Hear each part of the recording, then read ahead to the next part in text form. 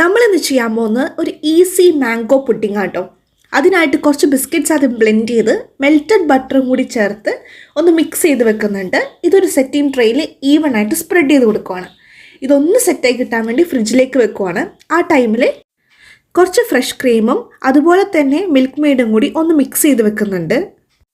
അതിനോടൊപ്പം തന്നെ കുറച്ച് മാംഗോ ബ്ലെൻഡ് ചെയ്തെടുത്ത് അതിൻ്റെ പ്യൂരിയും കൂടി നമ്മൾ ഈ ഒരു മിക്സിലേക്ക് ആഡ് ചെയ്ത് കൊടുക്കുവാണ്.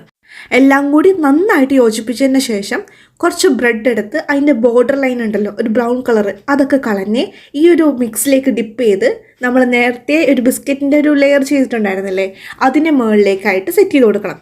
നമ്മുടെ സെറ്റിംഗ് ട്രേയുടെ ഷേപ്പ് അനുസരിച്ച് ബ്രെഡിൻ്റെ ഷേപ്സ് നമുക്ക് കൺവേർട്ട് ചെയ്യാവുന്നതാണ്. അതൊക്കെ ഒരു ലെയറാക്കി ഫ്രിഡ്ജിൽ വെക്കുക. ആ ടൈമിൽ ഒരു ബ്ലെൻഡറിലേക്ക് മാംഗോയും ഫ്രഷ് ക്രീമും മിൽക്ക് മെയ്ഡും കൂടി ഒരു തിക്ക് ക്രീമായിട്ട് അടിച്ചെടുത്ത് അതും അടുത്ത ലെയറായിട്ട് കൊടുക്കുക. കുറച്ച് കട്ട് ചെയ്ത മാംഗോസും കൂടി ലെയർ ചെയ്ത് കഴിഞ്ഞാൽ നമ്മുടെ മാംഗോ പുഡിംഗ് റെഡിയാണ്.